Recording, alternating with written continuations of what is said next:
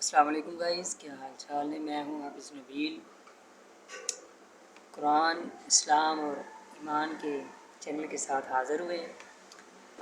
پاکستان کے قومی ترانے پر ایک نظر۔ جی کس نے لکھا؟ محمد حفیظ جلندری صاحب نے لکھا۔ 14 اگست 1954 کو پہلی بار ریڈیو پاکستان پر قومی ترانہ سنایا گیا۔ 1 منٹ اور 20 سیکنڈ کے دورانیہ پر مشتمل پاکستان کا قومی ترانہ دنیا کے بہترین قومی ترانوں کی فہرست میں شامل ہے۔ کسی بھی تحریک کے پڑھنے، سننے یا دہرانے کا لطف اسی وقت دوبالا ہوتا ہے جب قاری یا سامع اس تحریک کے ہر لفظ کے معنی سے آشنا ہو۔ پاک سرزمین شاد باد، کشور حسین شاد باد۔ اے سرزمین پاک تو خوشحال رہے، اے حسین و وطن تو شاد آباد رہے۔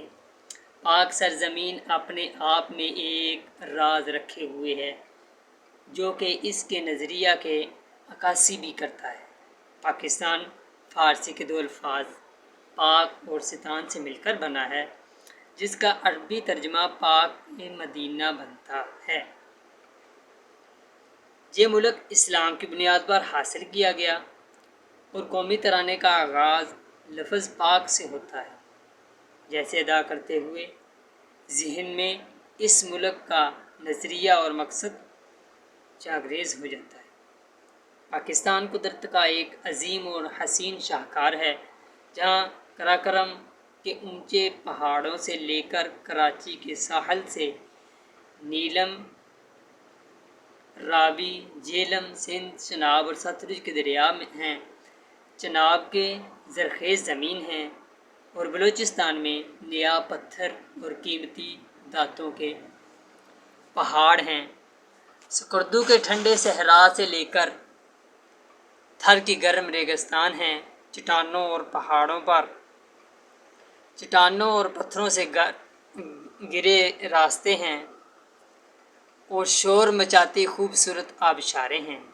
العرض یہ کہ ہر موسم اور ہر منظر سے قدرت نے اس ملک کو نوازا ہے۔ جب ہم کشور حسین کی بات کرتے ہیں تو نگاہوں میں پاکستان کا یہ قدرتی حسن عیاں ہو جاتا ہے۔ اللہ اس پاک سرزمین کو، اس کی خوبصورتی کو ہمیشہ خوشحال، ہرا بھرا اور آباد رکھے، آمین۔ تون شان عظم عالی شان ارض پاکستان۔ اے پاکستان کی زمین، تو عالی شان عزم کا نشان ہے۔ برصغیر میں 712 عیسوی میں محمد بن قاسم نے آ کر سندھ فتح کیا اور یہاں کے لوگوں کو راجہ داہر کے ظلم و جبر سے آزاد کروایا۔ اس کے بعد سلطان محمود غزنوی نے سومنات کا مندر فتح کیا اور وہاں کے غریب عوام کی داد رسی کی۔ یہ کہ مغلیہ سلطنت کا دور شروع ہوا، مسلمان نے خوب ترقیاں کی، لیکن پھر دین کو چھوڑ کر دنیا کی خاطر جب وہ جاہ و منصب رہ گیا تو دورہ زوال کا آغاز ہوا اور 1857 عیسوی میں آخر مغل بادشاہ بہادر شاہ ظفر نظر بند کر لیا گیا۔ مسلمان انگریزی سامراج کے پیروں تلے دبے لچے مرے مٹے، پھر ڈھارس بندی تعلیمی میدان میں آگ آنے لگی، حتیٰ کہ 1906 عیسوی میں مسلمان اپنی ایک الگ سیاسی جماعت بنا لی اور 7 سال بعد مرد قلندر قائد اعظم محمد علی جناح نے اس جماعت کا بیڑا اٹھایا۔ حکیم الامت علامہ محمد اقبال نے اپنی شاعری کی طاقت سے اس قوم کے خواب گراں سے بیدار کیا اور انتھک محنت، بے حساب قربانیوں اور عصمت کے بعد بالآخر خدائے ذوالجلال کے نام پر پاکستان معرض وجود میں آ گیا۔ اس چمن پاکستان کی مٹی کو زرخیزی اور اس میں کھلکھلاتے کروڑوں پھولوں کو خوشبو اس ملک کی خاطر قربانیاں دینے والے کے خون کی بدولت نصیب ہوئی ہے۔ تبھی ابوالاثر حفیظ جلندری نے اس ارد وطن کے ایک بلند اور شاندار داستان عزم عالی شان کی نشانی علامت قرار دیا ہے۔ قومی ترانے کے اس مصرے میں اس خطے کا مکمل قصہ عظم پہنا ہے۔ قاری محمد جب یہ مصرع پڑھتے ہیں تو اس کے ذہن کو اسلاف اور ماؤں بہنوں کی وہ قربانیاں لرزا دیتی ہیں۔ مرکز یقین شاد باد، اے ہمارے یقین کے مرکز تو شاد آباد رہے۔ پاکستان کی قیام کی جدوجہد کے دوران جو نعرہ سب سے زیادہ عوام اور اس کے لیڈرشپ میں مقبولیت تھا وہ پاکستان کا مطلب کیا لا الہ الا اللہ کا نعرہ تھا۔ قرارداد پاکستان میں بھی دو قومی نظریہ کا واضح کر دیا تھا اور قائد اعظم محمد علی جناح کی تقریر کا ایک بڑا حصہ اس یقین کی وضاحت کرتا ہے کہ جس میں انہوں نے واضح کیا کہ اسلام کی آزادی، مساوات اور اخوت کا حکم دیا ہے۔ اگست 1947 کو پاکستان اسلام کا قلعہ گہوارہ ہے۔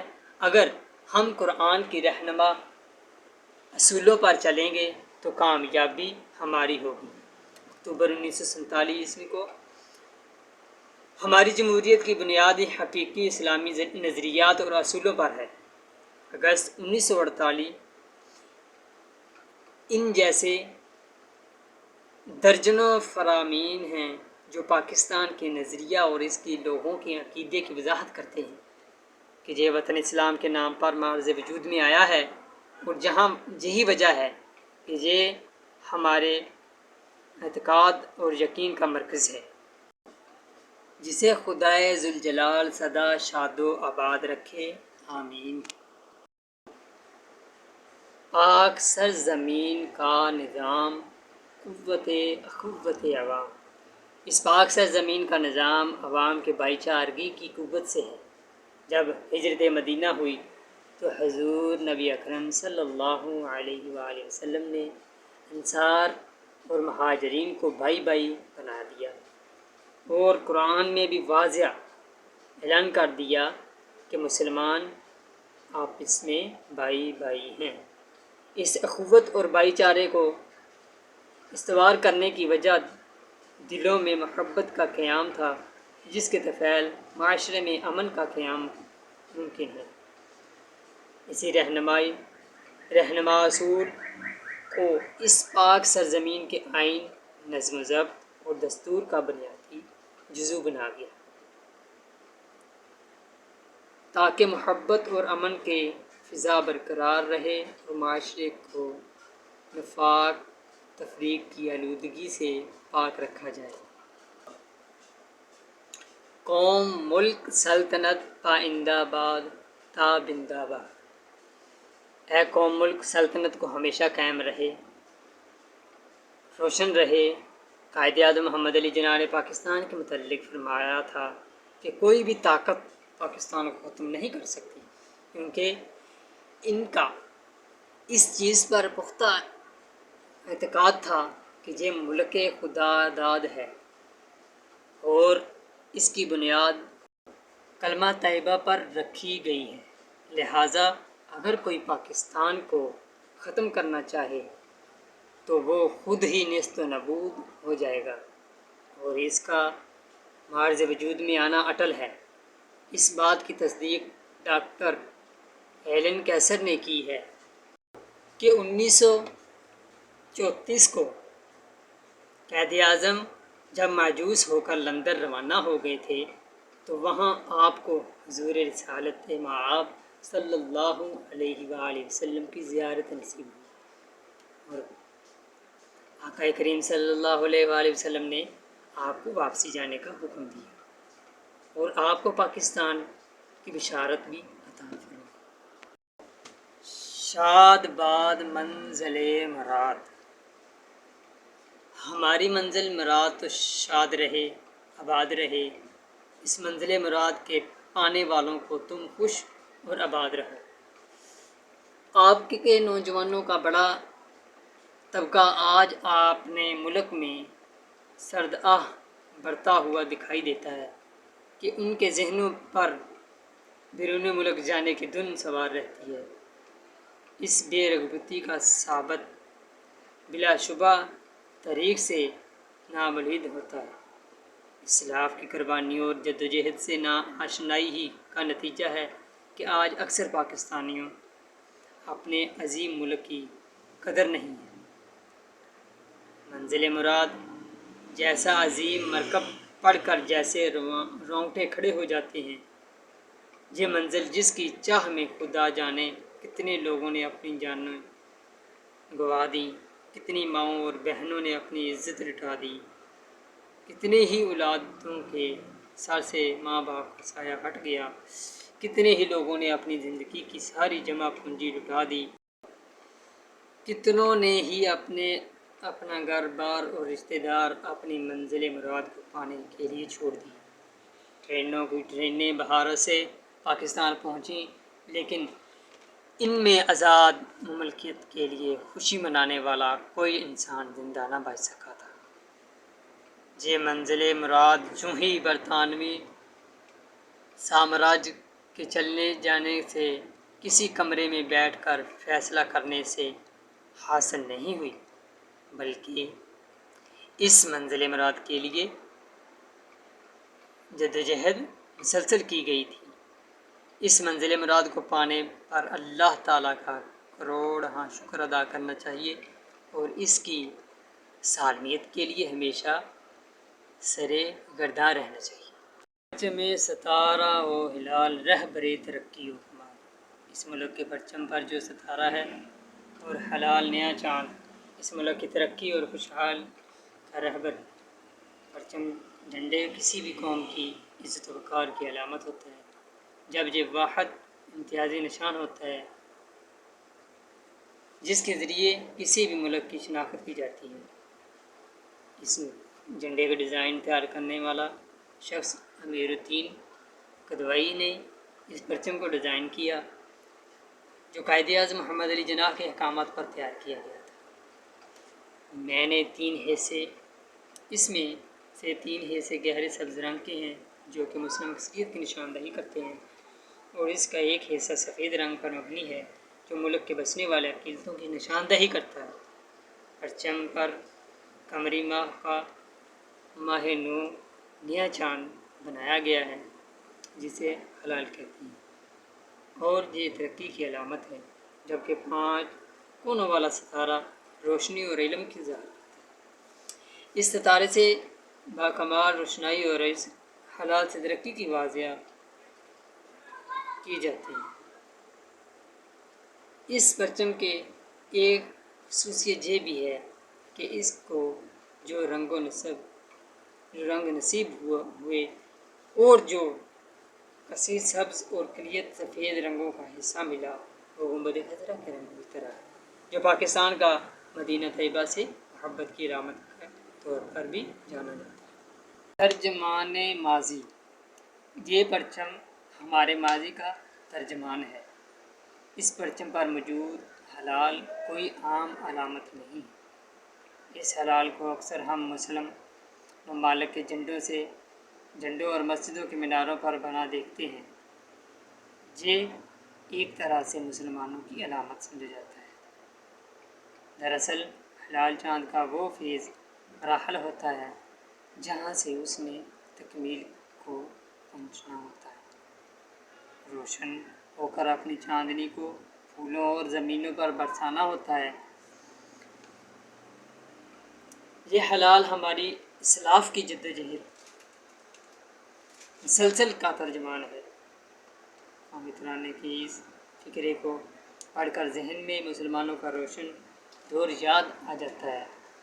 حضرت سیدنا عمر فاروق رضی اللہ تعالیٰ عنہ سے لے کر خالد بن ولید رضی اللہ تعالیٰ عنہ تک، ان سے سلطان صلاح الدین ایوبی تک، ان سے سلطان محمود غزنوی اور پھر محمد بن قاسم سے اورنگزیب عالمگیر کے دور کی ترقی اور کمال یاد آتے ہیں۔ شان حال، ہمارے حال کی شان ہے۔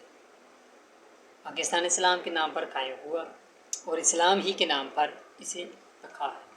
اگر ہم نے اس سے روگردانی کی تو روز محشر ہم سے خصوصی سوال کیا جائے گا۔ یہ پرچم ہمیں اپنی اعلیٰ تاریخی روایات کے درس دیتا ہے اور انہی کے پیروں کے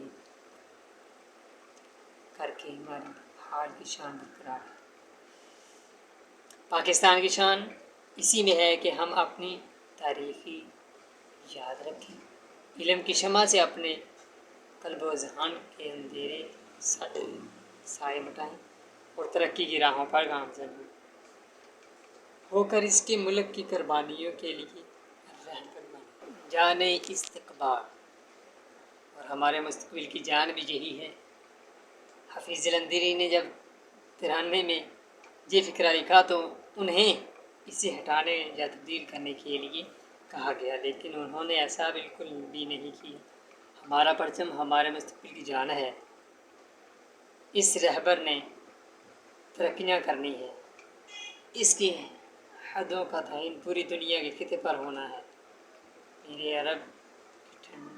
میرے عرب کو ٹھنڈی ہوائیں جہاں سے آتی تھیں، اللہ کے ولیوں کی پیشگوئیاں اس ملک کی ہی ہیں۔